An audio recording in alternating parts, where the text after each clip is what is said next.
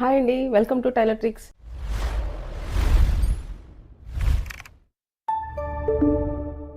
ఈరోజు మనం ఒక ఇంపార్టెంట్ థింగ్ ఒకటి డిస్కస్ చేసుకుందాము. మనం టైలరింగ్ ఇన్స్టిట్యూట్స్లో టైలరింగ్ నేర్చుకోవడానికి వెళ్తూ ఉంటాం కదా. వెళ్ళి టైలరింగ్ నేర్చుకుంటాము, మనం బొటిక్స్ రన్ చేస్తుంటాం, బ్లౌజెస్ కూడా కుడుతూ ఉంటాము. ఎప్పుడైనా మీకు డౌట్ వచ్చిందా? ఏదైనా ఇప్పుడు నేను ఒక 36 బ్లౌజ్ కట్ చేశాను, దానికి ఎందుకు నేను 5.5 నేను షోల్డర్ విడ్త్ తీసుకోవాలి, లేకపోతే ఆర్మ్ డౌన్ నేను ఇంతే ఎందుకు తీసుకోవాలి అని ఎప్పుడైనా డౌట్ వచ్చిందా? సాఫ్ట్వేర్లో క్యాలిక్యులేషన్స్ ఎలా ఇస్తారు, లేకపోతే అది ఎలా జనరేట్ అవుతుంది అనుకుంటే మీరు యూస్ చేస్తూ ఉంటారు కదా, మన ప్రోడక్ట్ యూస్ చేసుకుంటూ ఉంటారు కదా, మన క్లాసెస్లో ఇవి ఎక్స్ప్లెయిన్ చేస్తాము. అసలు ఎలా ఇది జనరేట్ అవుతుంది, ఒక బాడీకి తగినట్టు ఇది ఎలా జనరేట్ అవుతుంది, ఎలా జనరేట్ చేసుకోవచ్చు, మనం ఎలా అడ్జస్ట్మెంట్స్ చేసుకోవచ్చు, ఇవన్నీ కూడా మేము క్లాసెస్లో ఎక్స్ప్లెయిన్ చేస్తూనే ఉంటాము. సో ఇలాగే ఒక టాప్ స్టిచ్ చేయాలి, నేను కొత్త టాప్ స్టిచ్ చేయాలి అంటే ఏదైనా ఒక 2.5 మీటర్లో నేను ఒక టాప్ స్టిచ్ చేయాలి అనుకుంటే దీన్ని ఎలా నేను తీసుకోవాలి, ఎలా ఫోల్డింగ్స్ పెట్టుకోవాలి, ఇవన్నీ కూడా మేము ఎక్స్ప్లెయిన్ చేస్తూ ఉంటాము. అంటే వాళ్ళ డ్రెస్ ఎలాంటి మోడల్ తీసుకున్నా కూడా మేము ఆ డ్రెస్కి తగినట్టు మేము ఆ మోడల్స్ కూడా దానిలో ఎక్స్ప్లెయిన్ చేస్తూ ఉంటాం అన్నమాట. ఇవే కాకుండా మ్యానుఫ్యాక్చరింగ్ వాళ్ళకి మేము కొత్తగా క్లాసెస్ కండక్ట్ చేస్తున్న సంగతి తెలిసిందే కదండి, ఆల్రెడీ వీడియోస్ కూడా చేస్తూనే ఉన్నాము. వీళ్ళు ఏ ఫ్యాబ్రిక్స్ చూస్ చేసుకోవాలి, ఎంత ఫ్యాబ్రిక్ పడుతుంది, ఎలా కటింగ్స్ వస్తాయి, అంటే ఒక ఫ్యాబ్రిక్ ఎంత ప్రైస్ పెట్టుకోవచ్చు, ఇవన్నీ కూడా గైడ్ చేస్తూ ఉంటాము. ఇప్పుడైతే మనం చేయబోయేది ఒక 2.5 మీటర్లో ప్రిన్స్ కట్ అంటే గేరా ఎక్కువ వచ్చే టాప్ ఎలా స్టిచ్ చేసుకోవాలి ఉన్నది. ఇప్పుడు వచ్చేసి ఇక్కడ నుంచి ఇక్కడికి, ఇప్పుడు మీరు చూస్తున్నారు కదా, ఇక్కడ నుంచి ఇక్కడికి 20 ఉంది. 20 అంటే ఓపెన్ చేసుకుంటే నాకు 40 గేరా వస్తుంది కదా. బట్ దీన్ని నేను ఎక్కువ గేరాతో ఉన్నదానికన్నా నేను ఎక్కువ గేరాతో ఎలా చేసుకోవాలని మనం ఈరోజు మనం మిషన్ దాని కటింగ్లో చూడబోతున్నాము. ఒకసారి కట్ చేసి చూద్దాము, స్టిచ్ చేసిన తర్వాత కూడా నేను చూపిస్తాను అసలు ఎలా వస్తుంది.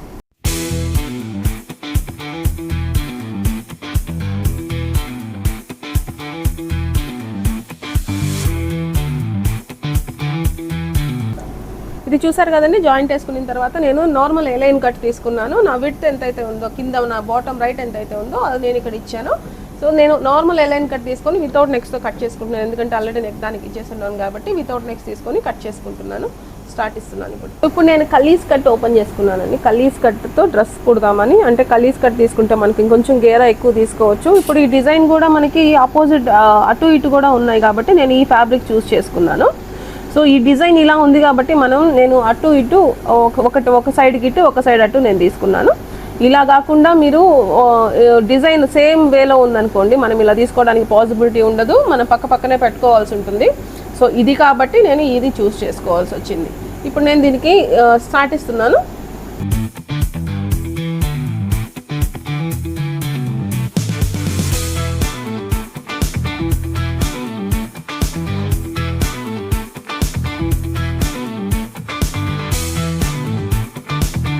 సరే కదండి, నేను ఓన్లీ ఇక్కడ పార్ట్ మాత్రమే తీసాను. అంటే కింద నాకు ఆల్రెడీ నేను జాయింట్ వేసుకున్నాను కాబట్టి నాకు లెంగ్త్ ఎక్కడ కట్ అవ్వకూడదు కాబట్టి నేను సైడ్ పార్ట్ మాత్రమే కట్ చేయడానికి అది తీసాను అనమాట. నా షోల్డర్ అండ్ ఇది సైడ్ పార్ట్.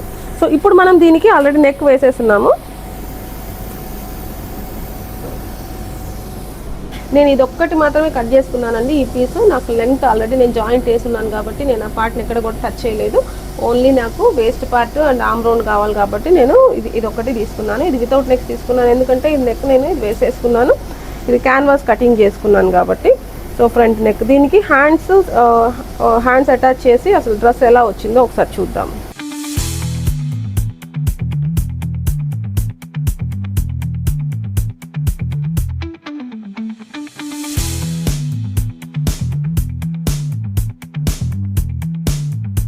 చూసారు కదండి, మనం స్టిచ్ చేసిన తర్వాత ఎలా వచ్చిందో.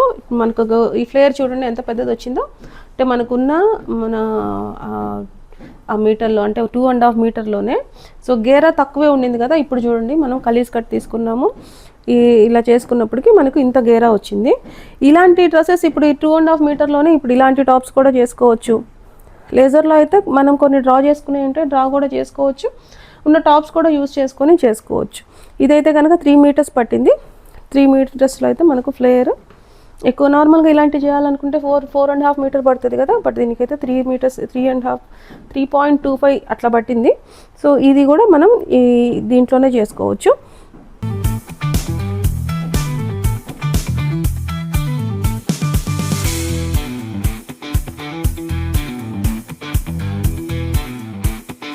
సో ఇలాంటి టాప్సే కాకుండా డిఫరెంట్ టైప్స్ ఆఫ్ టాప్స్ దీంట్లో ఉంటాయంటే ప్రొడక్షన్ చేయాలనుకున్నా లేకపోతే బొటిక్స్ రన్ చేస్తున్న అందరికీ కూడా యూజ్ అవుతుంటాయి ఇవన్నీ.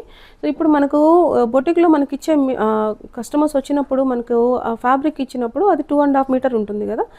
ఎప్పుడు రెగ్యులర్గా అవే టాప్స్ అలాంటివే స్టిచ్ చేయకుండా ఇలా కొత్తగా స్టిచ్ చేసి ఇచ్చామనుకోండి, మనం కొంచెం ఛార్జెస్ పెంచినా కూడా మనకు క్లయింట్స్ ఎవరు తగ్గరు. చాలా ఇయర్స్ నుంచి కూడా మేము ఇదే ప్రైజెస్ రన్ చేస్తూ ఉన్నాము.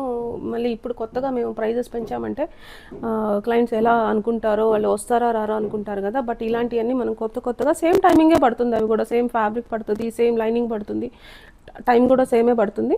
సో ఇలాంటివన్నీ చేసి ఇవ్వడం వల్ల మనం కొంచెం ఎక్స్ట్రా మనం మనీ పెట్టినా కూడా వాళ్ళు క్లయింట్స్ హ్యాపీగానే ఫీల్ అవుతూ ఉంటారు.